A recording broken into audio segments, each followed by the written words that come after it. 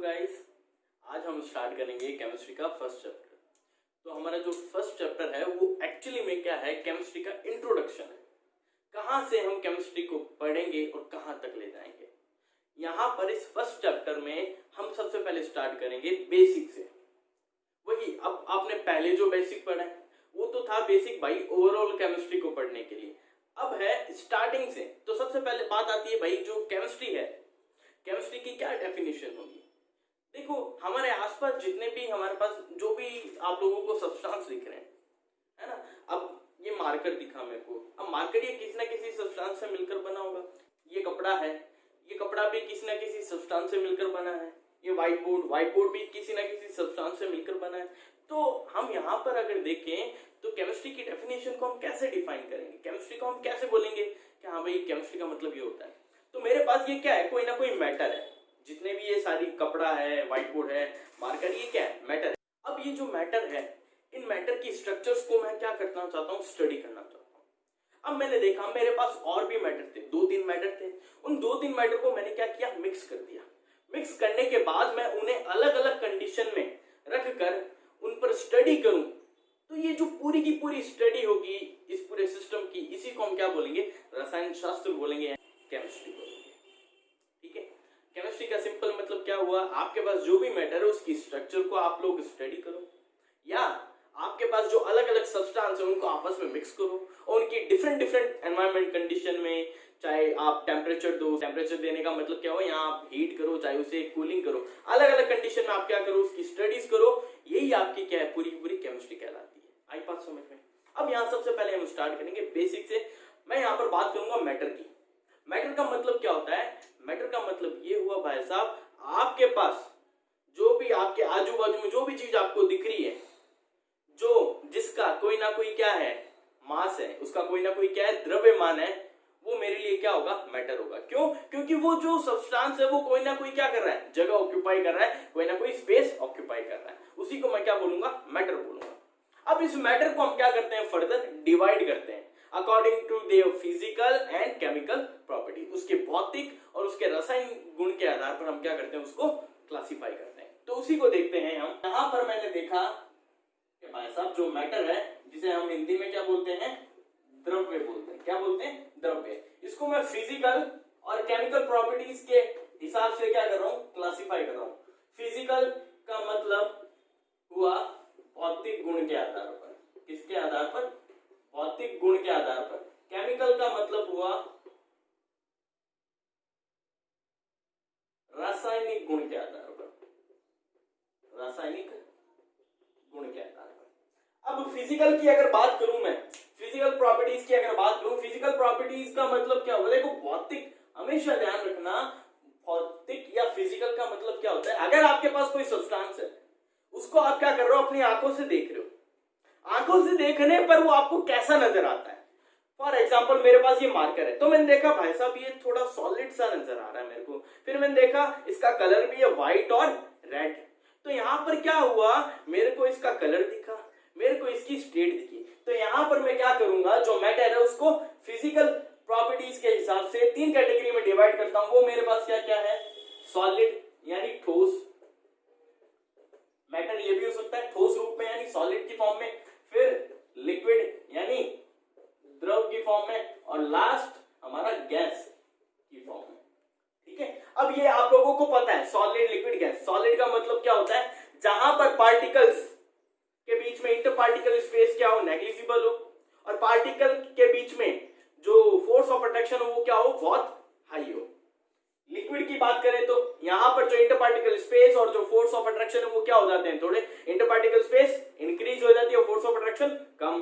Gas में inter particle space और भी बढ़ जाती है और फोर्स ऑफ अट्रैक्शन कम हो जाता है, यानी जो अंतराणु बल है वो घट जाता है और जो अंतराणिक दूरी है वो क्या हो जाती है, बढ़ जाती है गैस में।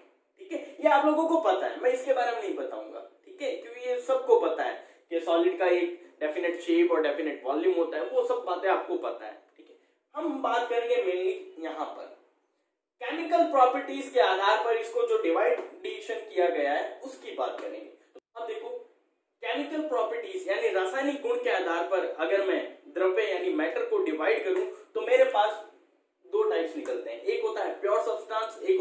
इम्प्योर सब्सटेंस, यानी एक होता है शुद्ध पदार्थ और एक अशुद्ध पदार्थ। जो इम्प्योर सब्सटेंस है या जो अशुद्ध पदार्थ है उसे हम एक और नाम देते हैं मिश्रण यानी मिक्सचर। ठीक है, अब यहां पर देखना इन सब की डेफिनेशंस आपको स्क्रीन पे दिखती रहेगी। ठीक है, तो डेफिनेशन आप लोग वहां से नोट करते रहना। तो अब देखो, सबसे पहले हम बात करते हैं प्योर सब्सटेंस की। प्योर सब्सटेंस का मतलब क्या होता है? प्योर सब्सटेंस का मतलब ये हुआ, अगर मेरे पास कोई सब्सटेंस है और उसमें एक ही टाइप के एलिमेंट या एक ही टाइप के मॉलिक्यूल्स प्रेजेंट है, तो ऐसे सब्सटेंस को मैं क्या बोलूंगा? Pure substance. अब इसका मतलब समझना, अगर मेरे पास वाटर है, अगर मेरे पास क्या है? वाटर, एक ग्लास वाटर है। अब उस एक ग्लास वाटर में सिर्फ मेरे को क्या मिलेगा? H2O मिलेगा, और H2O के क्या होंगे? खूब सारे मॉलिक्यूल्स ही मॉलिक्यूल्स होंगे। तो ये भी क्या एक तरह का प्योर सब्सटेंस है, क्योंकि इसमें एक ही टाइप के क्या है? मॉलिक्यूल्स हैं। ठीक है, दूसरा समझना एटम्स को लेकर के, ये तो था मॉलिक्यूल्स को लेकर के प्योर सब्सटेंस की डेफिनेशन। एक एटम से लेकर के हम देखते हैं, अगर मेरे पास डायमंड है, क्या है? डायमंड या ग्रेफाइट, क्या है? डायमंड या ग्रेफाइट। अब उस डायमंड या ग्रेफाइट में क्या होते हैं? सिर्फ कार्बन एटम प्रेजेंट होते हैं। सिर्फ क्या प्रेजेंट होते हैं? Carbon atom. तो वहां पर डायमंड और ग्रेफाइट मेरे लिए क्या बन गए? Pure substance. क्यों? क्योंकि उसमें एक ही टाइप के क्या है? एटम्स प्रेजेंट है। तो यहां पर जो प्योर सब्सटेंस है वो दो टाइप से डिफाइन हो जाता है। ठीक है, एटम्स को लेकर के और मॉलिक्यूल्स को लेकर के। तो अब आप लोग क्या बोल सकते हो? प्योर सब्सटेंस वो सब्सटेंस हुआ जिसमें एक ही टाइप के एटम या एक ही टाइप के मॉलिक्यूल्स प्रेजेंट हो। आई बात समझ में? अब यहां पर सुनना, जो प्योर सब्सटेंस है वो दो टाइप से कैटेगराइज्ड है, एलिमेंट्स और कंपाउंड्स में। तो हम यहाँ एलिमेंट्स की बात करें। अब एलिमेंट समझना, एलिमेंट का मतलब क्या हुआ? कोई एक ऐसा सब्सटेंस जिसे हम सिंपलर फॉर्म में तोड़ नहीं सकते by the process of chemical process के थ्रू हम उसे सिंपलर कंपोनेंट्स में तोड़ नहीं सकते। ऐसे सब्सटेंस को हम क्या बोलेंगे? एलिमेंट्स बोलेंगे, तत्व बोलेंगे। अब तत्व यानी एलिमेंट्स को लेकर के एक बात ध्यान रखना, मेरे पास अगर ये मार्कर है, इसको मैं एग्जांपल लेता हूं, ये डायमंड है या ग्रेफाइट है। ठीक है, अब इस डायमंड या ग्रेफाइट में एक ही टाइप के क्या होंगे? एटम प्रेजेंट होंगे, वो क्या होंगे? कार्बन। तो ये डायमंड और ग्रेफाइट मेरे लिए क्या होगा? एलिमेंट होगा। क्या होगा? एलिमेंट होगा, ना कि कोई कंपाउंड या यौगिक। ये क्या होगा? मेरे लिए एलिमेंट होगा। अब कंपाउंड की डेफिनेशन क्या है? कंपाउंड की डेफिनेशन ये है, अगर मेरे पास कोई ऐसा सब्सटेंस है जिसे मैं सिंपलर फॉर्म में क्या कर सकता हूं? तोड़ सकता हूं by the process of chemical, यानी केमिकल प्रोसेस के थ्रू अगर मैं किसी सब्सटेंस को छोटे छोटे सब्सटेंसों में या छोटी छोटी सिंपलर फॉर्म्स में अगर मैं तोड़ूं, तो वो मेरे लिए क्या होगा? एक कंपाउंड होगा। ऐसा क्यों? क्योंकि कंपाउंड्स में क्या होता है? कंपाउंड्स की डेफिनेशन को अगर हम ध्यान से देखें तो कंपाउंड का मतलब ये निकलता है, जब दो या दो से ज्यादा एलिमेंट्स या दो अलग अलग टाइप के एटम्स आपस में कंबाइंड होते हैं केमिकली, तो किसका फॉर्मेशन करते हैं? कंपाउंड का, यानी यौगिक का। आई बात समझ में? अब यहां पर बात करते हैं इम्प्योर सब्सटेंस की या मिक्सचर की।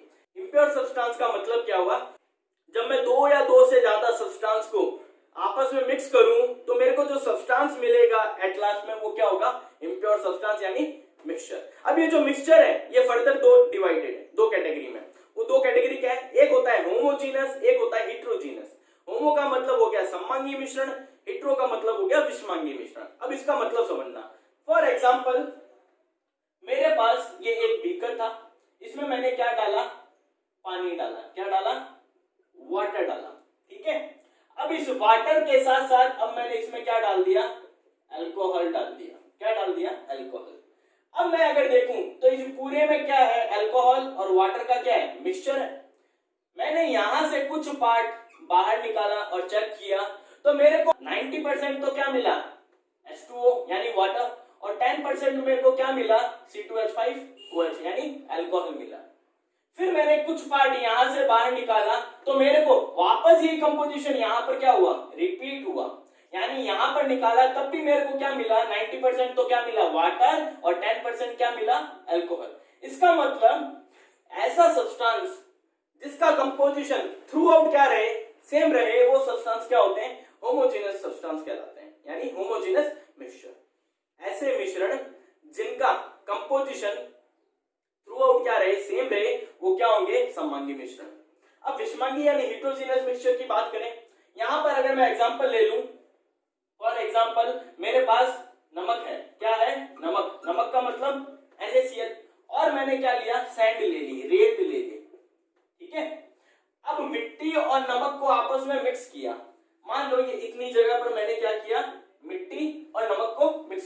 एक नंबर तो है मेरे पास मिट्टी, 2 नंबर क्या है मेरे पास नमक। इन दोनों को अगर मिक्स करूं, जब मैं मिक्स करूं और कुछ पार्ट यहां से बाहर निकालूं और कुछ पार्ट यहां से बाहर निकालूं, तो मेरे को यहां पर क्या होगा, हो सकता है यहां पर हर जगह क्या मिले मेरे को, सिर्फ नमक मिले NaCl, हो सकता है यहां पर सिर्फ मेरे को क्या मिले, सैंड मिले, या हो सकता है यहां पर इन दोनों का क्या मिल जाए, मिक्सचर मिल जाए NaCl और सैंड का। इसका मतलब हेटेरोजेनस वो सब्सटेंस होते हैं जिनका कंपोजिशन थ्रू आउट क्या ना